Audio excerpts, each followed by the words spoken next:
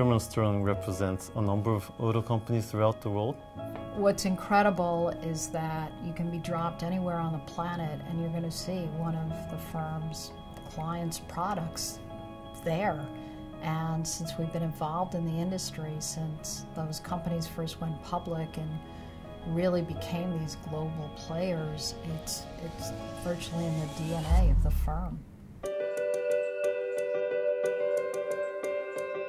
The Model T was the first time that the masses had access to transportation that could really take them from one place to another. Otherwise, you were, limited by how far your horse could go.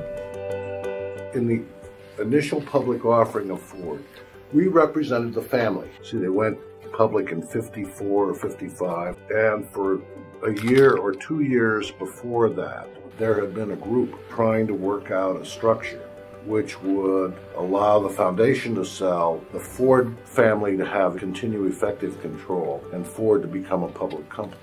It's a very long history, and one that the firm is very proud of, and they're legendary partners that were the Ford relationship partner. My mentor and predecessor on the Ford relationship, R.B. Thalacker, was a lion in the securities law bar when he retired, and I became the Ford partner. It was clear to me that this was his legacy. It's nice to have the continuity of that institutional trust between the company and the firm. There have been a lot of firsts. Ford Credit was one of the first companies to do what are now called Euro offerings, so on the European market, and was one of the first to do foreign currency denominated Euro offerings. And when you spend so much time in the trenches, you absolutely develop an incredible sense of trust, and that's really what the firm's relationship with the company has always been about. That's why we're so effective as underwriters counsel, and I am very hopeful and optimistic that when I retire that I can hand the keys to this car to the next generation of Ford partner, and they'll and I can be like Arby and say, here's my legacy, don't mess it up.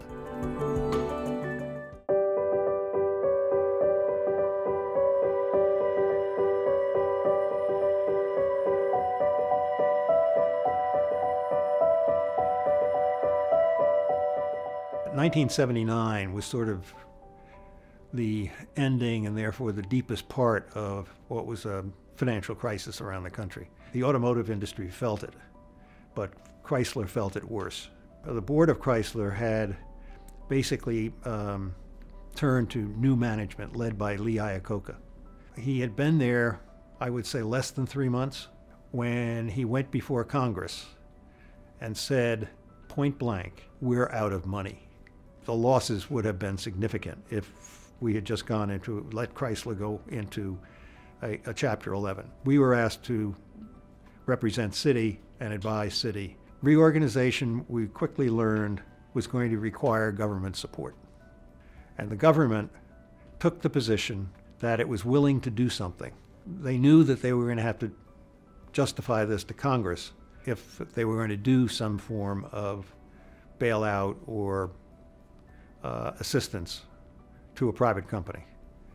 But the justification was that Chrysler was the major factor in a number of smaller cities throughout the Midwest, putting any sizable number of people out of work, executives out of positions, would have had a serious deleterious effect on the economy of those places. In late March of 1980, everybody determined that the situation of Chrysler Financial Corporation was immediate and serious. At that point, although Simpson Thacher was the lead counsel for the bank group at the Chrysler Corporation level, we were asked to become the lead counsel on the restructuring of the Chrysler Financial Corporation debt.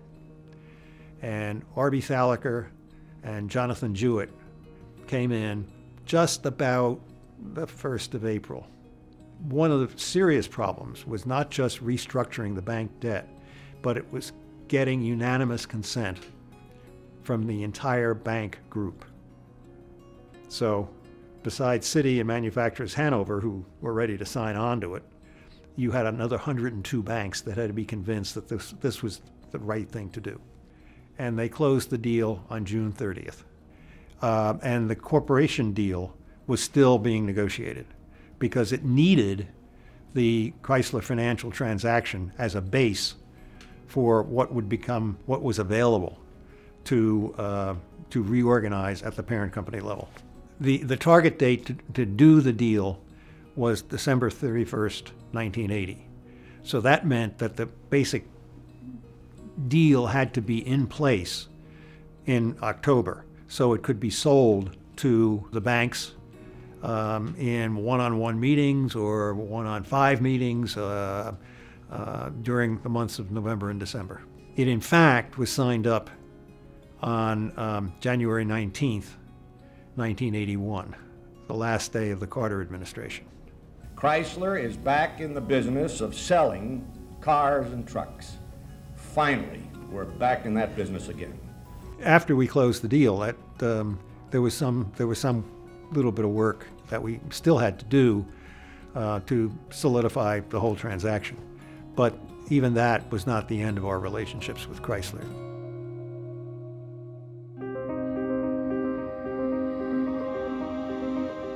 We had no connection with Daimler until 1994, and it was actually an unexpected development for the firm. You know, they never expected that they would become so ultimately so important in our country at that time. You know, and I well remember that we got a first call at the end of 1994. They had a subsidiary, REG, who used to be a manufacturer of appliances and electronic goods.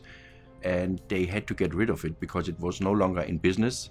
The thing I remember was it was a very difficult problem to get this cleaned up and to merge REG into Daimler and to get rid of this entity, which had been around for a long time, and our team actually managed to find solutions. That went all very smoothly. And by that, you know, Daimler got the impression, you know, that Shearman and Sterling is a firm, you know, which is an issue solver. And this was then really the blueprint for our further cooperation in the next for the following many years. Yeah. We then got involved by them when they started thinking about, you know, the merger between Daimler and Chrysler. I got a call from Frankfurt. It was Goldman Sachs was the investment banker, and Goldman called me on behalf of Daimler, of Mr. Cordes. It was very, very secret, yeah, very, very secret. We started to explore the idea how to manage this technically and how to implement it.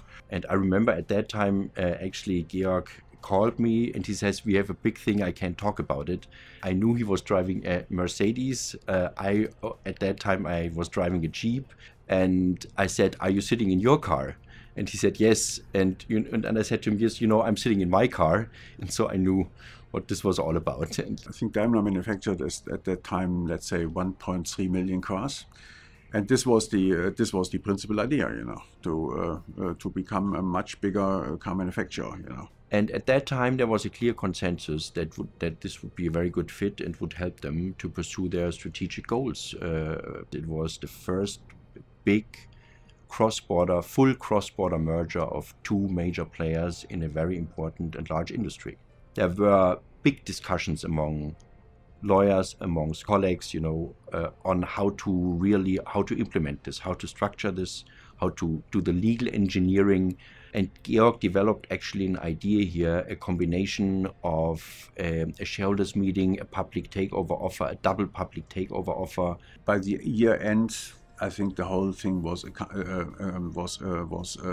accomplished. For us as Shearman and Sterling, this was a huge leap forward from a prestige point of view. You know, one of the biggest industrial mergers ever done, and we developed a further very intensive practice with the Daimler Group. And then suddenly, you know, Chrysler got problems again in the market with its cars. And it turned out that the structure and setup of the Chrysler Group was really a threat, an economic threat for the whole Daimler Group. And that's why, after a while, the decision was made to end this and to divest the two groups again. And look, what I really like is, and this is always an excellent confirmation, if you do the deal and then ultimately when it, you know, turns out that the deal was maybe not the great success, that you are still involved also then in solving it again, you know, to dissolve it, also to do the divestiture. And so, yeah, this is also a recognition, you know, of the services of this firm here, that we did the merger, but we also did, you know, the divestiture. This was absolutely a special and special relationship, full of personal emotions and dedication to that group, you know, which I still have, you know. This is a great group.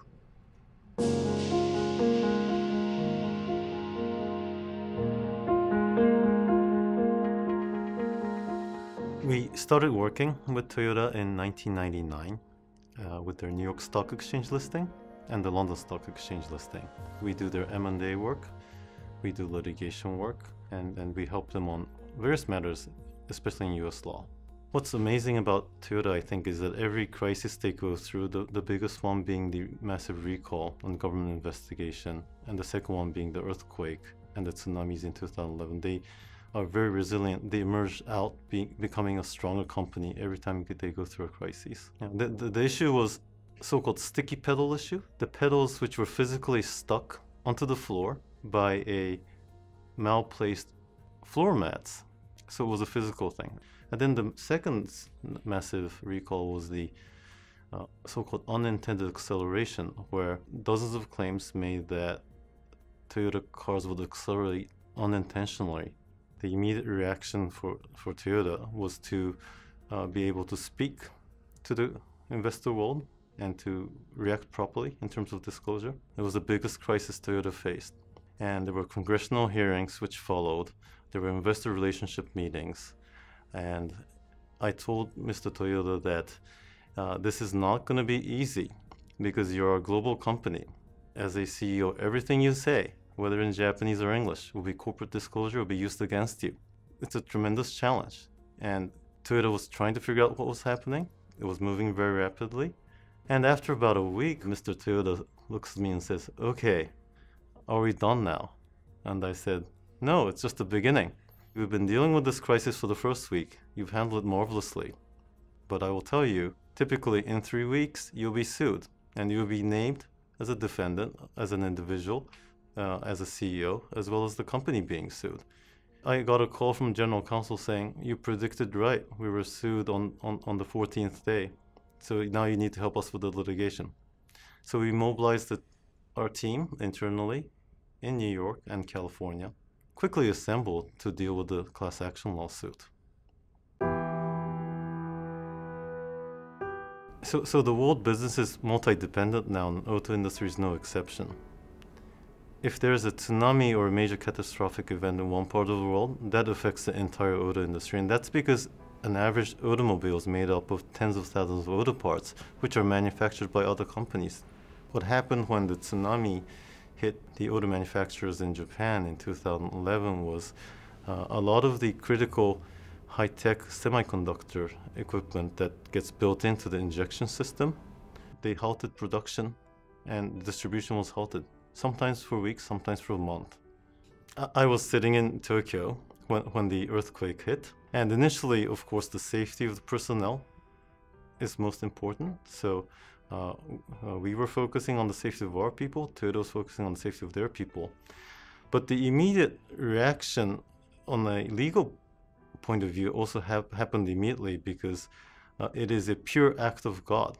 Earthquake and tsunami is a force majeure that affected every contractual relationship, every obligation to supply cars that they were engaged in. The first call I received from Toyota was, would this affect the contractual obligations?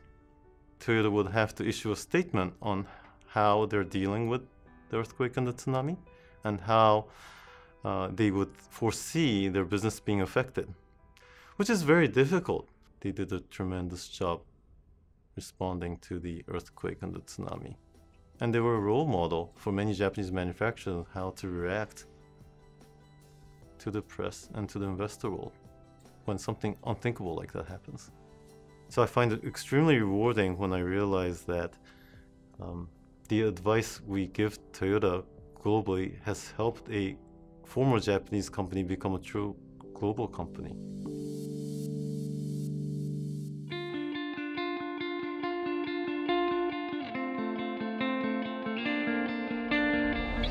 As banks became increasingly troubled during the aftermath of the financial crisis, I think it became apparent that it made a lot of sense for Jaguar Land Rover, as for other groups with global aspirations, to try and tap the capital markets for liquidity and for cash, for capital. We led the first capital markets transaction for them in May of 2011, and we've maintained and strengthened that relationship since that first deal. The relationship has developed from one of we are only there to help you raise capital to a relationship which is a bit broader. We're helping them with other matters, we're helping them with competition issues, we're helping them with litigation issues, we're helping them with developing new projects in other parts of the world. Jaguar Land Rover is an iconic brand. They're doing extremely well. I think people want to buy them, particularly not only in Europe or in North America or in the UK, which are the traditional markets, but also in Asia, the Middle East, China, Latin America, emerging markets, new consumer, populations with increasing disposable income. So in that effort, we have certainly helped them raise financing and, build capacity and explore the benefits and disadvantages of expanding in a new country. And we have done legal analysis for them, and we have helped them on specific projects, recognizing that they're in the business of producing beautiful cars. We're in the business of helping them overcome legal obstacles. And so hopefully there is something in that relationship that works for both parties. It's an iconic brand. Like, who doesn't know Jaguar or Land Rover? For me, coming from a fishing village in Greece, just to be sitting here and say, okay, I'm the lawyer to the board of directors of Jaguar Land Rover. That's fantastic. I don't think it can be any better than that. Actually, I'm thrilled. I got my license when I was 17, and it was like giving a bird wings. I wanted to be a Formula One driver, but I never dreamt that I'll be legal advisor to Toyota.